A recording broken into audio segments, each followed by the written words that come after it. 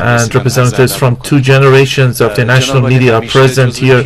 Greetings to you. You have always been a pioneer in participating in the elections. So as the polling stations open at 8 a.m., the Iranian people have always witnessed you casting your ballot at the opening of the polling stations. So what are your recommendations to the people at this juncture? In the name of God, the merciful, the compassionate, like other people who are involved in the holding of elections, I would like to thank you, the journalists, for actually drawing attention to the significance of this event that is being repeated every 1 or 2 years. I wish you success. I would like to make the recommendations that I normally make concerning this issue. It's a duty, and at the same this is a duty, and at the same time it's a right that we enjoy. We have to make use of this right and fulfill our duty. I believe that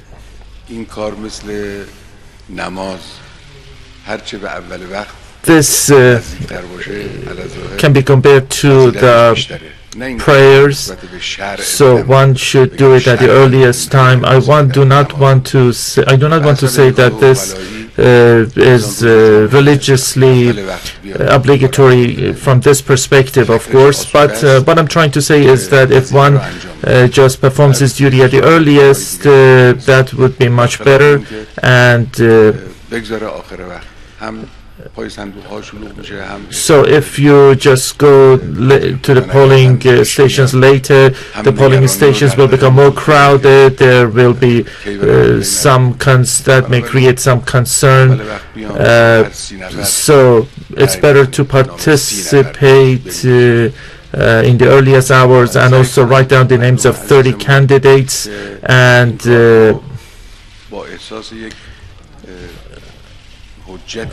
so this can be compared to a promise with God, and also have a pure intention while attending the polling stations. I wish to ask you about the significance of these elections compared to the previous ones. Of course, as you know, the elections have always been of significance for the system of the Islamic Republic of Iran, because elections play a determining role and are indications of a reality in our country. And of course, this brings messages, conveys messages to our friends and foes. So 33 years have passed since the triumph of the Islamic Revolution, and also in the revolutions that have existed in the world, in the course of them, the people may have become discouraged, and there may be a change of directions, but our people have continued a direct path, and you see, after 3 decades, after 33 years, the people are still pursuing the same goals. And at the same time, you see there are many different threatening tones against the Iranian people. The arrogant powers that have faced failures have been defeated and have been slapped in the face. They want to launch ballyhoos and hues and cries, and in fact the issue of Iran is a prominent issue, and they are after creating hues and cries. They raise issues such as sanctions and also human rights and so on.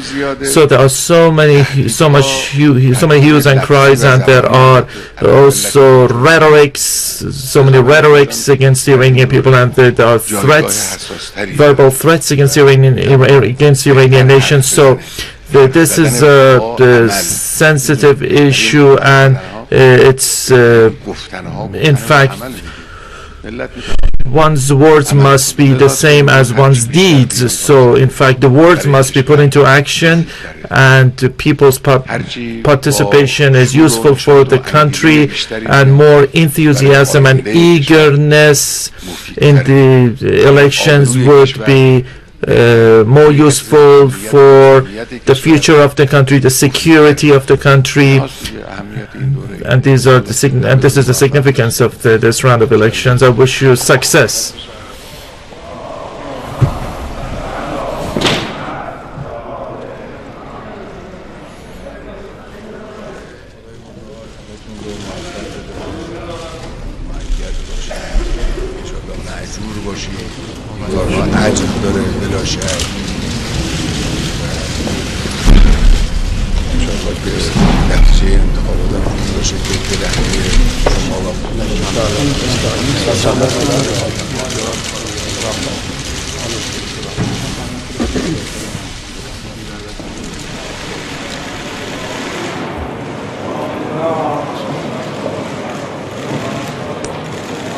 That was the leader of Iran's Islamic Revolution, Ayatollah Sayyid Ali Khamenei, casting his vote in these parliamentary elections.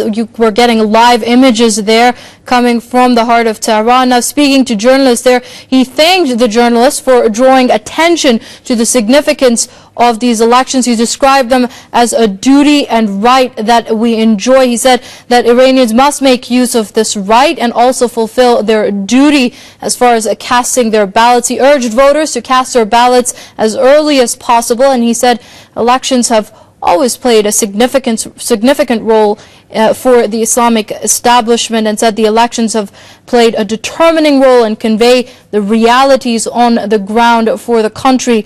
Elections, he said, are coming at a time of threats being leveled against Iran and its people by the West. He said the participation of the people will be important for both the future and security of the Islamic Republic of Iran. That was the leader of Iran's Islamic Revolution, Ayatollah Sayyid Ali Khamenei, casting his ballot for this parliamentary vote taking place in Iran. Those were live images you're getting there coming out of Tehran. Their polling stations officially opening their doors to voters. We're going back to our studios here in Tehran, where we're being joined by columnist and political commentator Nader Mokhtari to discuss this further. Mr. Mokhtari, what did you make of the comments made by the Ayatollah Sayyid Ali Khamenei? Indeed, he asked the Iranian people he highlighted the importance of these elections to the Iranian people. He did highlight the fact that there are various external threats facing the country at the moment, and he pointed out that peaceful cohesion, taking part in the elections, would be very useful in the current situation, because it shows the Iranian people's unity to the countries who are hell-bent in destroying Iran and destroying its achievements. You have to take into account that all of this hue and cry that the leaders spoke about, that made by the Western countries, our only resources are not oil and gas. We have people, young people, highly talented young people, and we are educating these people, and we are trying to offer them better lives.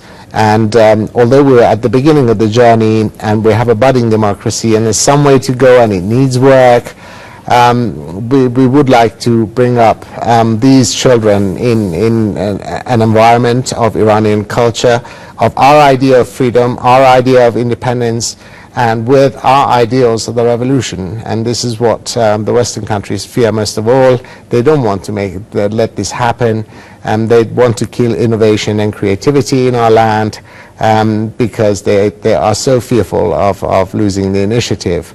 But I fear it's too late for that. They have lost the initiative. If Iranian children can put satellites into space from under 32 years of sanctions, that should tell you about how capable they are and how spoiled children may be in other parts of the world that have all the well, possibilities. Mr. Mukhtar, well, obviously, I'd like you to elaborate a bit more on the role of the youth as far as these elections go. But right now, we're going to cross over to our correspondent, Ghambar Nadiri. He's at one of the polling stations in Tehran. Ghambar, beautiful morning there in Tehran. People lining up at the polling stations. Tell us more. Fatima, thank you. It is the beginning of the official voting here in the Iranian capital, Tehran. I'm reporting live from the Narmak district of the capital. It's one of the oldest places in Tehran. As you can see behind me, there is an overwhelming number of crowd behind me. They are waiting to vote. They have been waiting from 7 o'clock in the morning, although the official polling stations start taking their votes from 8 o'clock. I also saw a couple of officials here, especially the governor of Tehran, Mr. Morteza Tamadon, who just cast his vote, and he is now giving live interviews with other media outlets. As you can see, it's just the beginning, and we have a huge number of crowds, waiting to cast their votes. And the interesting thing is that it is going to continue until late night. If now the number is so large, imagine what's going to happen in less than a few hours. But this elections is very important for Iran, but not just Iran, also for the rest of the regional countries, especially in those places that we have seen popular revolutions toppling different dictatorships in places such as Egypt, Tunisia. And it is also this is also an interesting event, an important event for the international community. Just for the record, I would like to tell you that the Human Rights Watch has already issued a statement with regard to Iran's,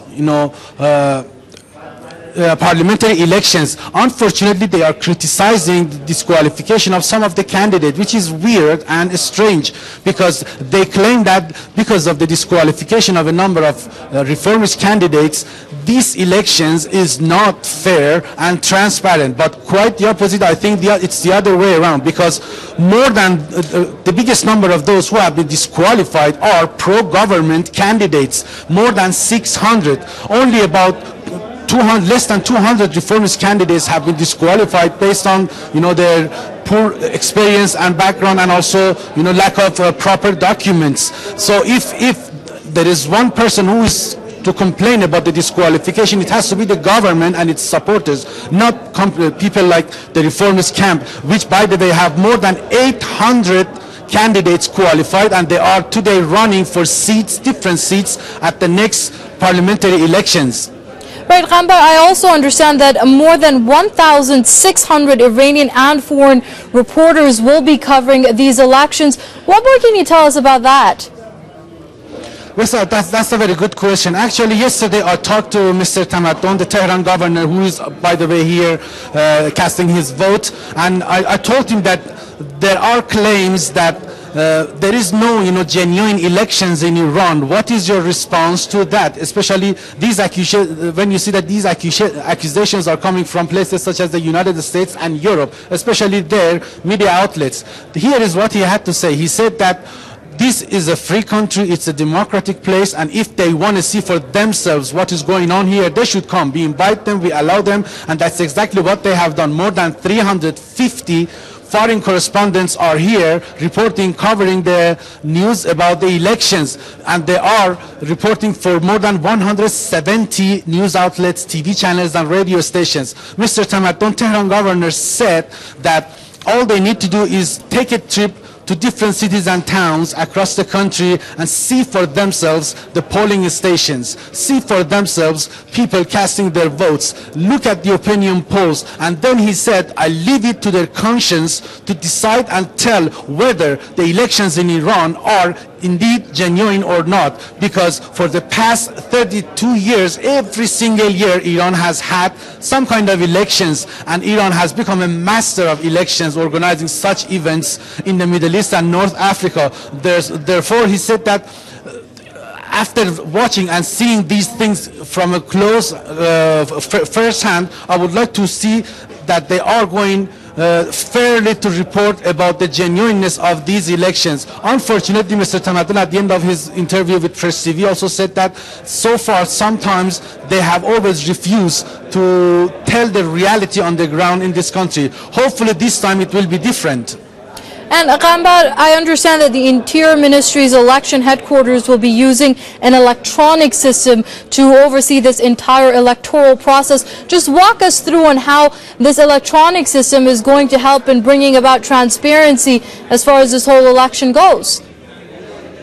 Yeah, that's another good question. Actually, it's a pilot scheme this time around, and we will have one polling station computerized completely, and it is going to be in Paktash of Tehran province. But the rest of the country, we will have computerized check-off identity cards and stuff like that. But for the time being, it's just a test. It's just a pilot scheme, and if it is successful, Interior Minister Mr. Najjar said that they will definitely use it next time because it is easier, it is faster, and it is more reliable, and there is less pressure on the side of those who are organizing such events. So if successful this time, Mr. Najjar, the Interior Minister, said that next time, hopefully, when we have the presidential elections, which is right around the corner, less than 2 years, we will have computerized polling stations all over the country. But for the time being, as he said, it is just a pilot scheme, and we have to wait and see if it is working. If it works, definitely we will use it for the rest of the country. Of course, Iran's election system evolving as the years come. I can see a line already forming behind you. Polling stations just opened 25 minutes ago here in Tehran. Now, Ghambar, also walk us through about the election campaign week that we saw. What were the main issues and what are the main grievances of people as far as voting goes? What will they be looking at when it comes to casting their ballots? Yeah, very good question. Fatima, as you know, Press TV had exclusive interviews with ministers such as the Minister of Intelligence, the Interior Minister, Tehran Governor, and here is what they had to say. They said that this year has been one of the safest years in Iran's history since the victory of Islamic Revolution back in 1979. They said that also the New Year, which is on 22nd of the March this month, they said that this is going to be one of the safest New Year's and celebrations for the country. For that matter, they said that the election campaigns have been going on smoothly for the past week or so, and there have been very few, reports of minor incidents, security incidents across the cities and towns in Iran and in the Iranian capital and elsewhere. That's why they said that they are confident that these elections will be completely transparent, secure, safe, and successful in every sense of the word. On the other hand, Press TV also talked, I myself had a couple of interviews with the ordinary citizens. I asked them if they are going to take part and what they expect from their candidates. Some of them, they were hesitant. They didn't say that they are not going to take part. They did not say that they have problem with the genuineness and the transparency of the elections. What they had to say was that they are not sure, they are not confident that if they vote for some candidates, it doesn't matter who they are. Could be reformists, could be independent candidates, could be principalists. They said that it doesn't matter who they are going to vote. What they want, what they expect sincerely from their candidates is to deliver on their promises. Some of the women I talked to, some of the mothers I talked to, some of the fathers I talked to, some of the young people I talked to, I asked them what is really they are after. What they said that the main priority for them has to be the economy. They said that we don't want anything about politics. We don't care who is going to control the next parliament. What we want is solid evidence on the ground that the next parliament will be working around the clock to protect the country and its economy. And they said that that high on their agenda, their concern has to be unemployment and the economic situation. They said that if the next parliament wants to deliver on its promises, it has to fix the economy and also we're going to have to leave it there, Ghambar. I'm afraid we have run out of time. That was our correspondent Ghambar Naderi joining us from a polling station within Tehran. Lines are increasing. They're getting bigger as the people are pouring in to cast their ballots. I would like to also thank columnist and political commentator Nader Mokhtari, who had joined us earlier from our studios in Tehran with his comments there. We're going to take a short break now. We'll be back in just about 2.5 minutes time with the World News in Full and all your latest on the polling that's taking place in Tehran and Iran as we speak. Don't go away.